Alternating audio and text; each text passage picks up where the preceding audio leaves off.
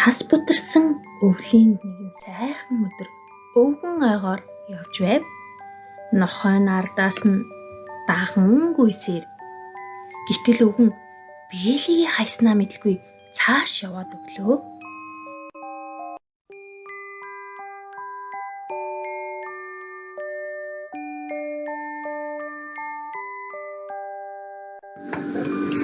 Гэтэл хулхан гүйж гарч ирээд бээлийг хармагцаа.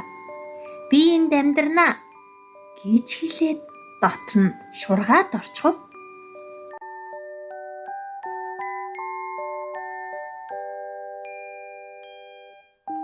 Гэтэл ой дундаас туулай хараалхан гарч ирээд өнөөх бээлийн дээр дэгдэн өсөрч очиод ямар амьтан бээлийнхэнд байна вэ?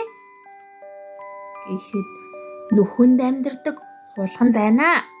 Харин чи хэн бэ? Гэв. Дэгдэн хараадаг туулай байна. Намайг бээлиндээ оруулаач дээ. Гэж хэлэхэд хулхан дуртаяа зөвшөөрөн хоёулаа бээлиндээ амьдрах болов.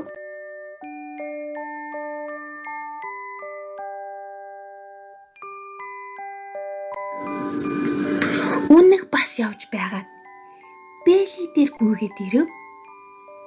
Бээлийнхэнд ямар амьтан байна вэ?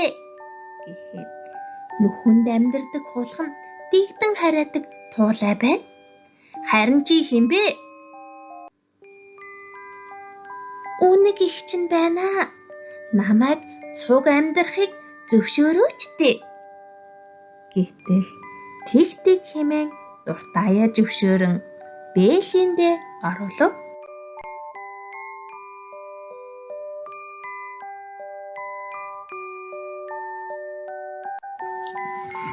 Чон явж байгаад бээлээрөө дөхөж ирээд ямар амьтан бээлид байна вэ? Энд нүхэнд амьдардаг хулхан дэгдэн хараадаг туулай үнэг ихч 3 байна. Харин чи хэн бэ? Би чон ахан байна. Намайг цуг амьдрахыг зөвшөөрөөч дээ. Бололгүй яахав?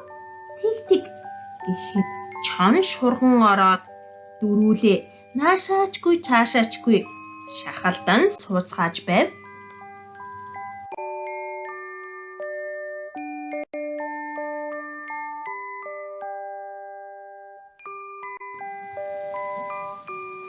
Ингээд байж байтал буцөөг тасняс хийлгэн баавга яаран гарч ирээд мөн л бээлээ рүү хурч ирэн хүрхрэн асуув. Ямар амьтан энэ бээлийнхэнд байна? Энд нүхэнд амьдардаг хулхан дэгдэн хараадаг туулай үнэг ихч чон ах 4 байна. Харин чи хэн бэ? Та нар чи ямар олуулаа байх юм бэ? Би бол май хүрэн баавга байна. Намайг бас бээлидээ оруулчихлаа дөхүү. Чамайг бид хаана багтаах юм бэ? Ийм зайгүй байхад яаж хийж байгаад багтцгаая л доо. За ордоо харин чи захтан л байж бай. Баавга шурган ороод тэд тавуулаа болчихов.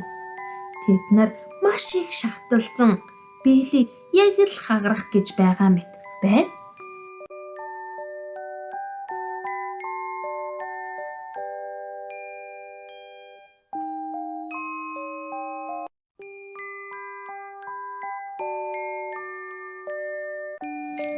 Харин тэгтэл өвгөн бээлигээ байхгүй байгааг мэдээд хайхаар бутлаа. Нохой нь харин хуцан төрүүлээдгүй.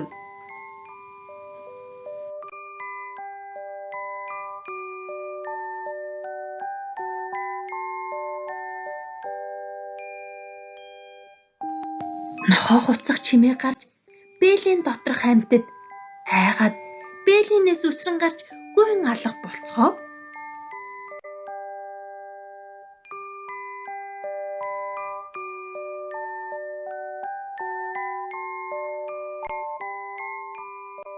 Өвгний гээсэн өнөөх биелийг нохойн зуун авчирч өглөө.